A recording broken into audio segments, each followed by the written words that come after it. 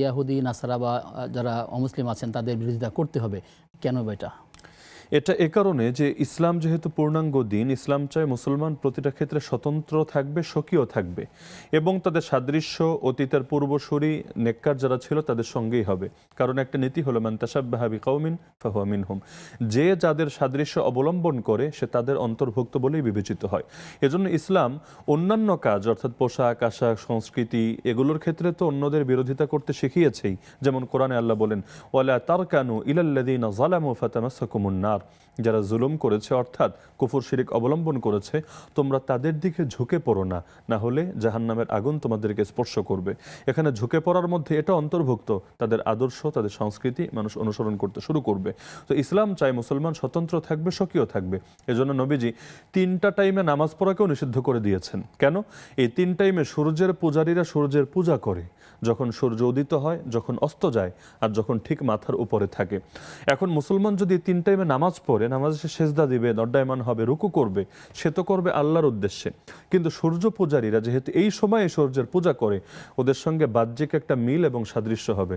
এজন্য নবী হারাম করে দিয়েছেন, খবরদার এই 3 টাইমে কোনো নামাজ পড়া যাবে না, নামাজ তোমরা এই 3 টাইম ছাড়া অন্য টাইমে পড়বে।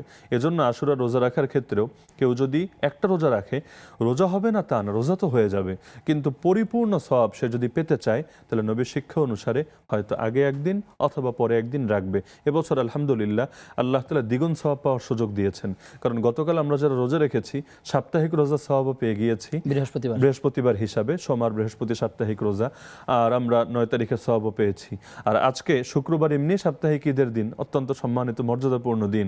আর এই দিন আল্লাহ তাআলা আমাদেরকে আশুরার এই সওয়াবও দান করলেন, পাশাপাশি রোজার তৌফিক দিলেন। এমনকি আমি একটা পয়েন্ট বলি, ইমাম ইবনে রাজব হাম্বলী রাহমাতুল্লাহ আলাইহি প্রসিদ্ধ ব্যক্তি, তার একটা জগৎ বিখ্যাত গ্রন্থ আছে লতাইফুল মাআরিফ। তিনি সেখানে উল্লেখ করেছেন যে এই দিনের সবচেয়ে আশ্চর্যজনক ব্যাপার হলো অতীত ইতিহাসে দেখা যায় এদিন জীবজন্তু এবং কীটপতঙ্গ পর্যন্ত রোজা রেখেছে। এরপর তিনি একটা হাদিস উল্লেখ করেছেন সাহাবী আবু হুরায়রা রাদিয়াল্লাহু আনহু সূত্রে। সেখানে আছে আসুরাদ, একটা পাখি যেটাকে বাংলাদেশে কেউ কেউ কসাই পাখি নামেও উল্লেখ করে, ছোট ধরনের একটা পাখি।